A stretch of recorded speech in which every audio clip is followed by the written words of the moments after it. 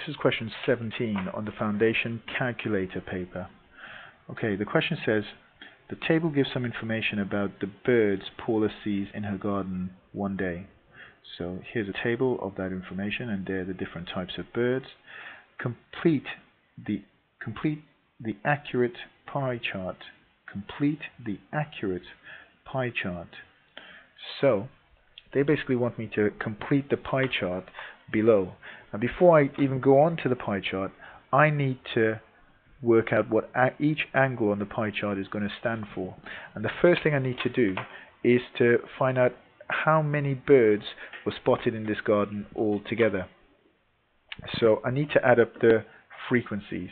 And I'm going to use my calculator for this. I could just add them up, but I want to make sure that I get it right. So 15 add 10 add 20 add 27, and that is equal to 72. And I will do that again to make sure that I haven't made any mistakes with this. So these add up to 72.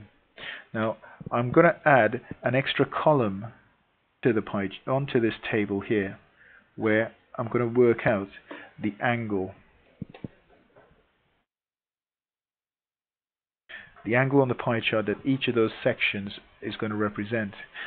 But what I know is that the total angles, they're going to add up to 360 degrees. That's the angle in a full turn. In a full circle, all the angles would add up to 360 degrees.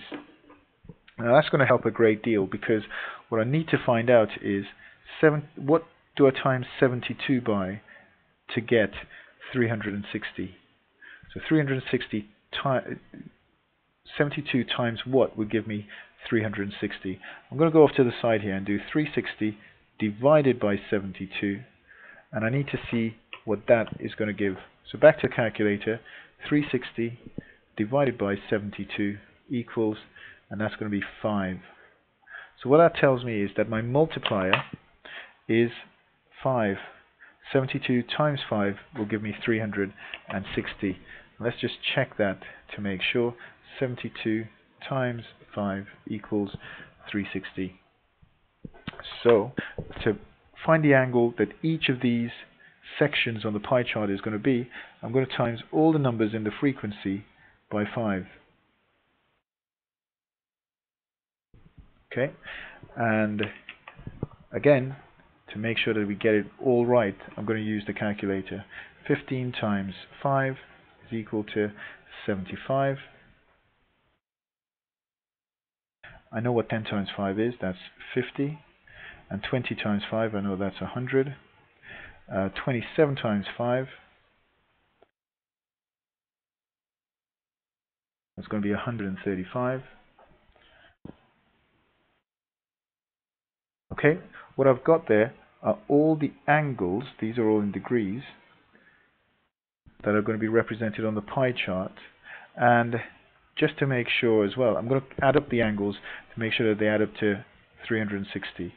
So 75 add 50 add 100 add 135 equals, and yep, they do add up to 360. So everything so far is correct and spot on. What I need to do next is to put these onto my pie chart. I'm going to raise this forward so that we could see the whole pie chart.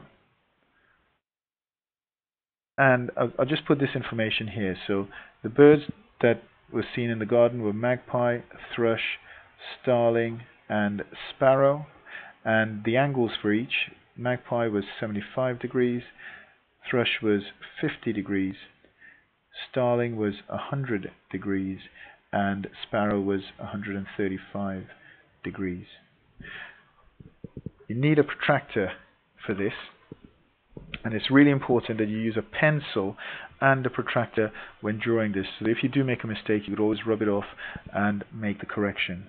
So what I'm going to do first of all is actually measure this angle here. Even though it's been given, I'm going to make sure that my calculation is correct, and this should be 75 degrees.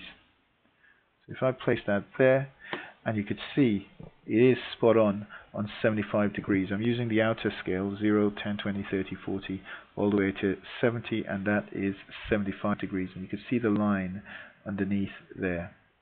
Okay, so now I'm going to do the next one. It's 50 degrees. So make sure the cross on your protractor is right over the center of the circle where those two lines have met. And now I'm just going to turn it so that my line on my protractor is a zero line on the protractor is right over this last line that was there, and that's spot on. And I need to measure 50 degrees. So again, using the outside scale, 50 degrees takes me to here, and I'm going to join those two. I'm going to join that up to the center. I only need to take the line up to the edge of the circle. Don't need to go outside. Okay, so that's good enough. And inside, I'm going to write it straight away that it is thrush.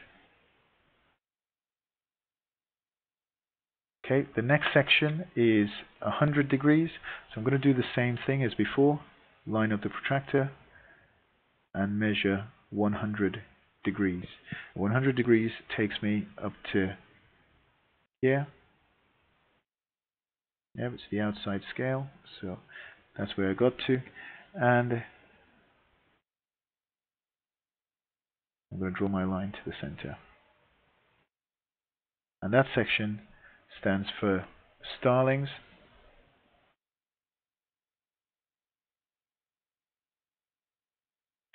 And the last section, well, I don't need to measure this angle. I am going to measure it just to make sure, but that should be 135 degrees, and that's going to represent sparrow. Okay, so let's just check that. I'm going to line it up again with my protractor, and if it's accurate, we should be about 135 degrees. Now this is just slightly out, just a slight bit, but that's okay. I don't need to rub it off and do it again. That's okay. There's a margin of error. The examiners give you a leeway on this, and that should be totally fine. Okay, the only thing that I do in addition to this is I write the angles in at the center. So that's 75 degrees, that's 50 degrees, that's 100 degrees, and that's 135 degrees. And that's my complete pie chart for this information. Now this is a popular type question. Pie charts are particularly common in the exam. Make sure you understand how to do it. Make sure you understand how to get the angles from the table and then to produce the pie chart itself.